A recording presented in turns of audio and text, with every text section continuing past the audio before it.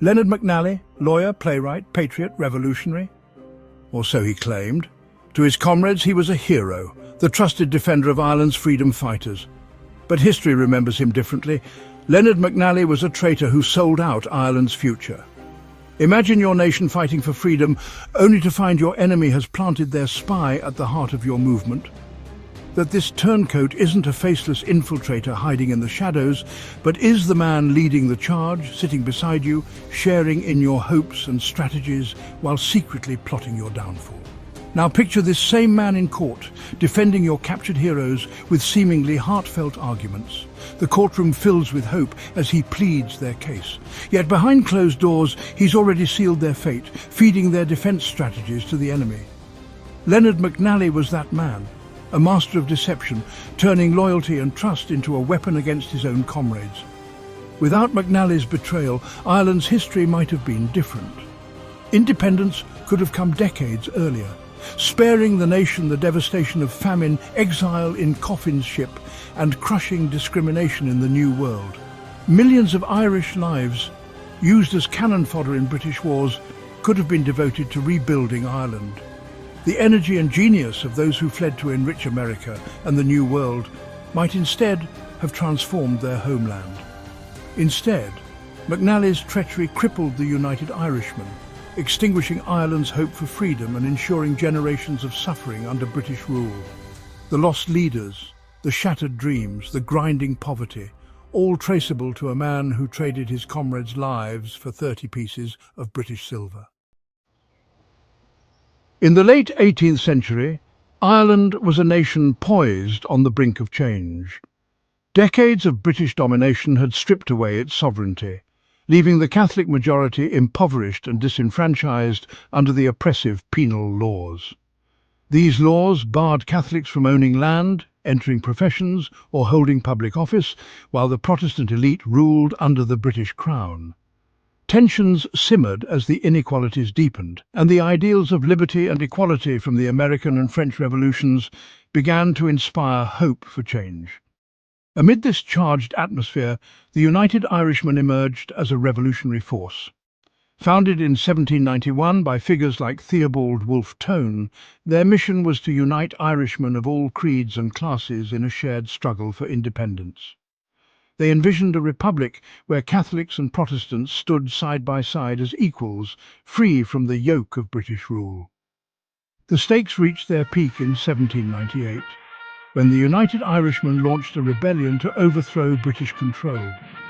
But their dream of liberation quickly turned into a nightmare. The British response was swift and brutal. Villages were razed, entire communities were massacred, and captured rebels were executed en masse. The rebellion's failure marked one of the darkest chapters in Irish history, leaving the country fractured and bleeding. Amid this chaos, one man stood out as both a defender of the oppressed and a symbol of hope: Leonard McNally. A respected lawyer and playwright, McNally was deeply involved in Ireland's cultural and revolutionary movements. His literary works, such as The Ruling Passion, earned him acclaim, and his song The Lass of Richmond Hill captured the admiration of none other than King George III. But McNally was not just a man of words. He was known for his fiery personality and willingness to take risks. In 1793, when Sir Jonah Barrington insulted the United Irishmen, McNally challenged him to a duel and emerged wounded but unbroken. To his peers, he seemed every bit the patriot, a man willing to risk everything for the cause of Irish freedom. Yet behind this charismatic public persona lay a darker truth. Leonard McNally was not a patriot. He was a man playing both sides, hiding a betrayal that would cripple Ireland's fight for independence and seal its fate under British rule. Leonard McNally was born in 1752 into a Dublin divided by class, religion and politics. As a Roman Catholic, he grew up in a society where Catholics faced systemic discrimination under the penal laws. These laws were designed to marginalize Catholics economically, socially, and politically, leaving them impoverished and powerless in their own land. McNally's early years might have instilled a sense of grievance and a desire to fight for equality. But by the 1760s, McNally made a decision that would forever define his identity. he converted to the Church of Ireland. This conversion placed him among the Protestant elite, opening doors that had been firmly shut to him as a Catholic.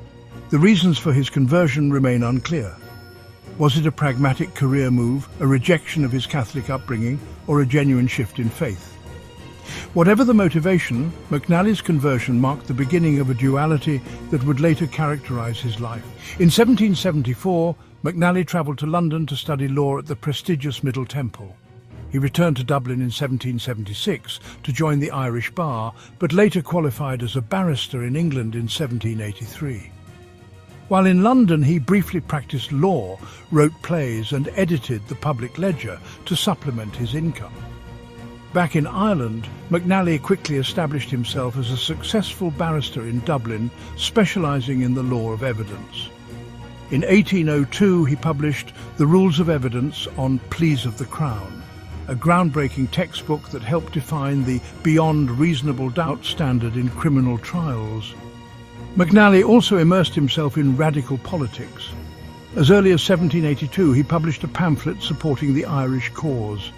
By the 1790s, he was Dublin's leading radical lawyer and a founding member of the United Irishmen, a revolutionary Republican organisation.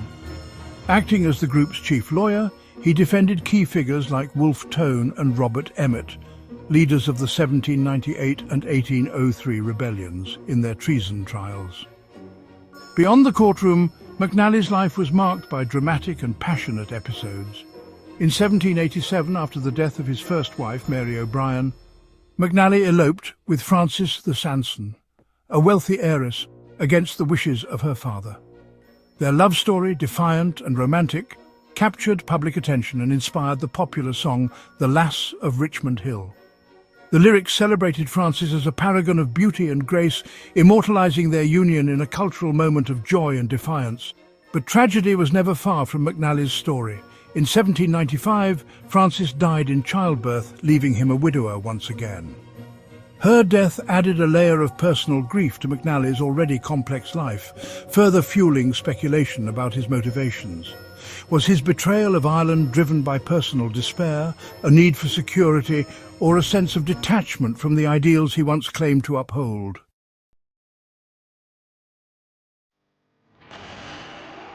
After McNally's death in 1820, his treachery became widely known when his heir tried to claim the pension.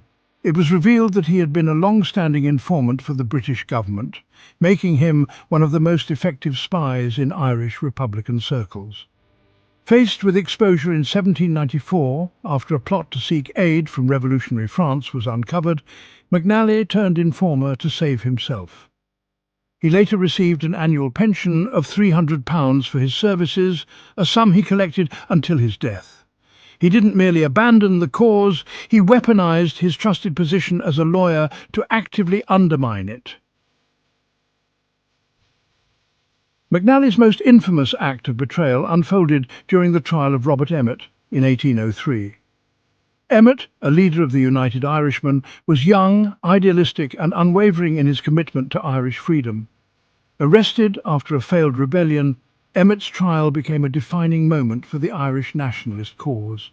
He placed his life in McNally's hands, trusting him to deliver a vigorous defence against the charges of high treason. McNally appeared to fight passionately for Emmet in court, delivering eloquent arguments that seemed to challenge the might of the British Crown. But behind the courtroom theatrics, McNally was working against Emmet.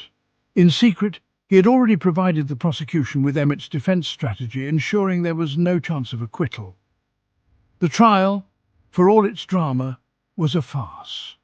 Emmet's fate had been sealed long before the verdict was delivered. Sentenced to death, he was hanged and beheaded. A brutal end orchestrated in part by the very man he trusted most. But Emmet was not the only victim of McNally's treachery. For years, McNally acted as a British informant, providing the Crown with detailed intelligence about the United Irishmen. He handed over names, meeting locations and strategies, giving the British the upper hand in suppressing the rebellion. Each piece of information McNally provided led to arrests, imprisonments and executions. His betrayal disrupted the rebellion and dismantled the trust and unity at its core. McNally's betrayal reached far beyond the lives he directly condemned. By crippling the United Irishmen, he shattered Ireland's best hope for independence, allowing British rule to persist unchecked for over a century. His actions robbed Ireland of its brightest leaders and silenced its most passionate voices, leaving the nation to endure decades of poverty, famine and emigration. He turned Ireland's fight for freedom into a tale of heartbreak, ensuring that the blood spilled in rebellion served only to uphold British imperial rule.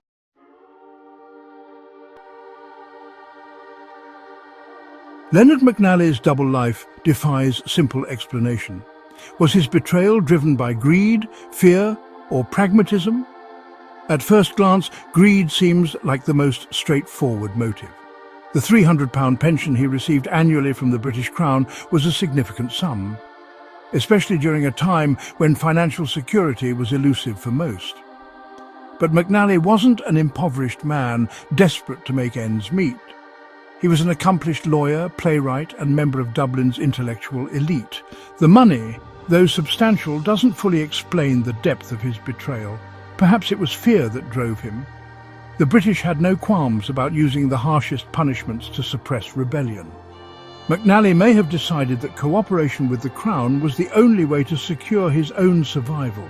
But his betrayal wasn't a one-time act of self-preservation, it was a sustained campaign of treachery that spanned years. This suggests something more calculated, more insidious. Was McNally a pragmatist who believed that Irish independence was an impossible dream? Did he see himself as a realist, aligning with the side he thought would inevitably win? Whatever his motivations, McNally's actions revealed a man at war with himself. Publicly, he was a champion of justice, eloquent and impassioned in his defence of Irish rebels. Privately, he was a destroyer of justice, feeding their secrets to their oppressors. This stark contrast between his public persona and his private actions highlights the depth of his hypocrisy. Even in death, McNally's contradictions persisted. For decades, he lived as a Protestant and a loyal servant of the British Crown. Yet on his deathbed in 1820, he sought absolution from a Catholic priest. Was this a final act of repentance for the lives he had destroyed?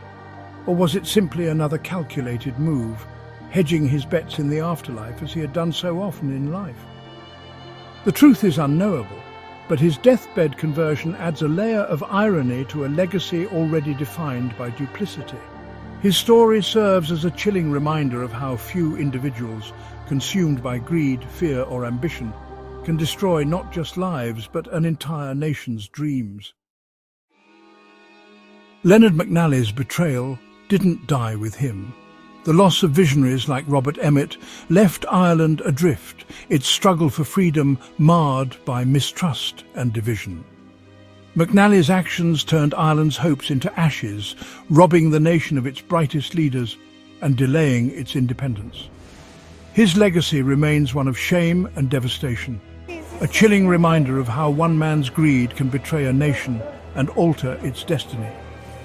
Leonard McNally's legacy is one of shame and devastation. His betrayal didn't just destroy individuals, it undermined an entire nation's struggle for liberation. He turned Ireland's hopes into ashes, leaving a legacy of mistrust, heartbreak and lost potential. The cost of his treachery is still felt in the echoes of history, a stark reminder of how one man's greed and cowardice can alter the fate of a nation. In Irish culture, he stands alongside the most infamous traitors in history, earning comparisons to Judas Iscariot, who betrayed Christ, and Brutus, who turned on Julius Caesar. Like them, McNally's actions weren't just betrayals of individuals, they were betrayals of an entire cause, leaving a legacy of mistrust and heartbreak. In the broader context of history, McNally's treachery mirrors figures such as Benedict Arnold, whose betrayal of the American Revolution shocked the fledgling United States, or Vidkun Quisling, whose collaboration with Nazi occupiers in Norway turned his name into a byword for treason. Literature, folklore and historical accounts have all drawn on McNally's actions to explore themes of deception and the fragility of trust in revolutionary movements. For those who fight for freedom, McNally's name remains a grim reminder of how the enemy isn't always on the battlefield. It can be sitting beside you, wearing the mask of a friend. His story forces us to ask difficult questions. How do we protect movements for justice from those who would exploit them? And how do we rebuild trust when it has been so profoundly shattered? For those who dare to dream of freedom, his story is a stark reminder. Vigilance is essential, and trust, once broken, can change the course of history.